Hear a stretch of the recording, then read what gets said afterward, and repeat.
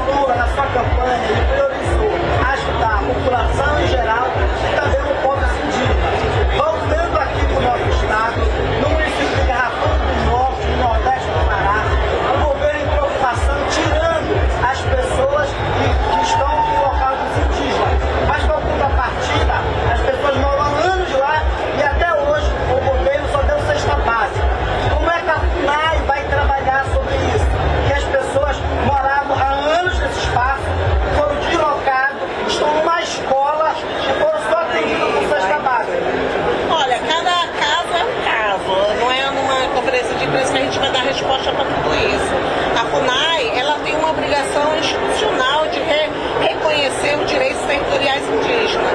E não somente do ponto de vista, mas todo caso de desinclusão, questão de indenização é discutida dentro do processo de demarcação.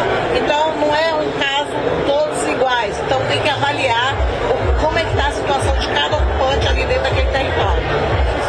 Aí eu passo a palavra, porque também a gente veio trazer aqui a pauta da apareceu aí, ela deu um evento. Só uma questão, essa questão da desinclusão das terras indígenas, o presidente Lula colocou como uma prioridade e começou talvez pelo que há de mais difícil, que é a terra indígena Yanomami. Tem sido feito um trabalho conjunto da FUNAI, do Ministério do Meio Ambiente através do IBAMA, da Polícia Federal Rodoviária, da Polícia Federal, de vários órgãos do governo. Agora nós estamos numa fase muito difícil, que é aquela fase em que uma parte é envolvida com as organizações criminosas. Por isso que o Exército até ganhou um mandato específico para também poder prender e autuar todos os criminosos que são garimpeiros. Mas o IBAMA já fez um grande trabalho junto com outros órgãos de governo, principalmente a FUNAI, e nós, nesse momento, temos as informações dos dados do satélite que, nesses últimos meses, não temos a abertura de novos garimpos como a gente tinha tradicionalmente. O tempo todo eram abertos novos garimpos. Mas o trabalho continua. O próximo passo, a terra indígena Caiapó, a terra indígena Munduruku e outras nas quais nós já estamos atuando. Alguém perguntou, quando é que começa? Existem questões que são feitas que envolvem inteligência, aspecto de segurança. Você não fica falando antecipadamente o dia em que você vai iniciar uma operação quando você lida com criminosos. Você tem uma estratégia, você tem um trabalho de inteligência e você aplica toda essa estratégia. Então, esse processo está em curso. A outra questão importante, as ações que vêm sendo feitas já conseguiu, nesses primeiros 7 meses do governo do presidente Lula, reduzir o desmatamento em 42%. No mês de julho, que é um mês de pico do desmatamento, tivemos uma redução de 66% do desmatamento. A pergunta que foi feita em relação a que existiam pessoas dentro de uma terra indígena é o seguinte: as terras indígenas, quando são demarcadas, é porque elas foram consideradas terras originariamente ocupadas pelos povos indígenas, milenarmente pertencendo aos povos indígenas. O que se tem que fazer com as populações que estavam lá é dar um encaminhamento, mas tem que ficar bem claro que era uma invasão indevida. E para a invasão indevida tem que se tratar como sendo algo que estava ao arrepio da lei. Porque muita gente, usando o argumento da questão social, quer justificar a permanência dos invasores dentro das terras indígenas. E nós estávamos aqui fazendo uma discussão, lideradas pela ministra Cida, junto com a ministra Aniele, nesse contexto dos países da OTCA, que vão lidar com a tarefa de não permitir que a Amazônia entre em ponto de não retorno, qual é a contribuição das mulheres para que a Amazônia seja preservada, para que se crie um novo ciclo de prosperidade, que não deixe ninguém para trás, para que não haja injustiça ambiental, justiça climática, porque quem sofre mais com a mudança do clima são os pobres, são os indígenas, são as mulheres e o povo preto. É disso que se trata e de que esse governo tem esse compromisso, mas obviamente que não é só uma ação de governo. A mudança, a transformação é de todos nós, vem da academia, tem que vir das empresas, tem que vir de todos os segmentos da sociedade para que a gente tenha esse novo ciclo de prosperidade. O povo quilombola, que são liderados pela ministra Aniele, o combate à violência contra as mulheres, tanto as mulheres indígenas, como as mulheres de um modo em geral, que a ministra Cida vem fazendo essa jornada, essa marcha de combate. Então é como as mulheres, né, da Pan-Amazônia poderão dar a sua contribuição para um novo modelo de desenvolvimento que crie prosperidade econômica, gere emprego, mas sem destruir as bases naturais do nosso desenvolvimento. Quanto à questão da exploração de petróleo na foz do Amazonas, ministra?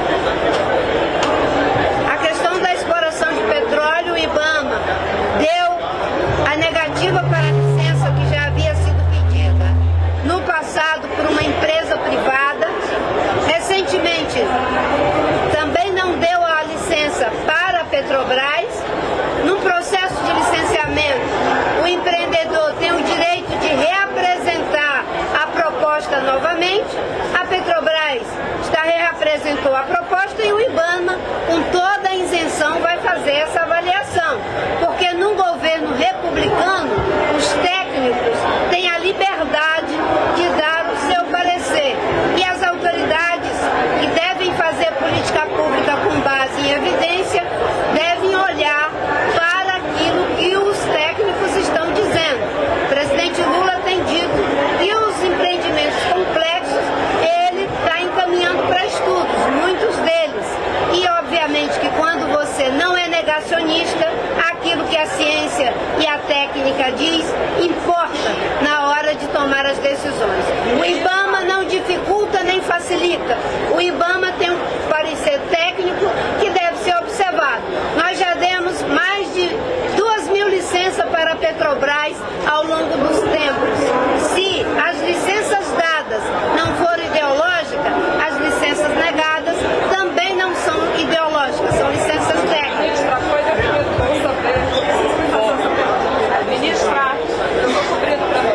Gente, vou tentar. É que a gente quer para um evento. Tem outro evento. Só rapidamente, a gente vai ter que sair para o evento e aí eu tô fazendo um pedido dela. A gente sai desse evento hoje. Só um minutinho, a gente já vai só encerrar para levar. Para respeitar a minha colega, também a parte do evento. Depois você fala muito rapidamente, acho que 30 segundos só para dizer que a importância desse evento, a importância da gente estar retomando esse diálogo, a importância da gente estar construindo isso com a sociedade civil, com os povos originários, com os quilombolas. Ontem nós assinamos um acordo com o Ministério dos Direitos Humanos e tantos outros ministérios para a gente poder falar de Marajó. A gente também está aqui falando com a Secretaria Estadual de Promoção da Igualdade Racial para que a gente possa ter esse mapa da Amazônia Legal da população negra, pensar bolsas para quilombolas, entrar nesses territórios e dialogar. Eu acho que isso é a importância, além da ministra Marina, que já tem toda essa representatividade, esse símbolo do governo, ter a ministra Cida à frente dessa pauta, combatendo a violência contra as mulheres indígenas, quilombolas e tantas outras que a gente tem lutado muito, é um sinal de que a gente, em 7 meses de governo, ainda nesses 7 meses, a gente está aí dando passos concretos para a melhoria da população. Então, só pedir desculpa pela nossa rapidez, por conta do evento. Ministra, uma pergunta rápida. Um ano atrás, teria sido muito difícil imaginar a gente aqui, né, pessoas como a senhora, falando sobre temas tão importantes. Impossível, tá? Como é que a senhora se sente hoje? Qual é a mensagem para o mundo sobre isso? Não, acho que um ano atrás era impossível, por isso que a gente foi para as ruas, né? As mulheres elegem o presidente Lula, o povo preto, indígena, reelege, e a gente chega nesse governo com democracia retomada, com senso de humanidade. A gente sai do desgoverno, literalmente, que tratava povos indígenas, quilombolas, pessoas negras, tantas LGBTQIAP+, de maneira desumana, e a gente retoma não só o diálogo, mas também educação, saúde. Estar nesse lugar hoje podendo pautar esses assuntos pra gente é um avanço, e eu espero que a gente não retroceda. Faça a sua pergunta rapidinho, porque nós temos que ir para o próximo evento. A Bolsa Verde, ela comenta como é o Bolsa Família, qual é o investimento prático que será anunciado lá no futuro, porque houve um acordo entre os ministérios, mas as populações, elas precisam viver da vida da economia. O que vai ser feito para que elas saiam da Bolsa Verde no futuro? Bem, em primeiro lugar, as comunidades, as populações tradicionais da Amazônia, aí é responsabilidade do Ministério do Meio Ambiente. São mais ou menos 100.000 famílias de povos tradicionais. E você tem os povos tradicionais, pescadores, ribeirinhos, quebradeiras de coco, seringueiros, babaçoeiros, infinidade de povos tradicionais. Nós temos algo em torno de 100 mil famílias que podem ser beneficiadas pelo Bolsa Verde. O Bolsa Verde não é só uma questão que é semelhante ao Bolsa Família, é pagamento por serviços ambientais.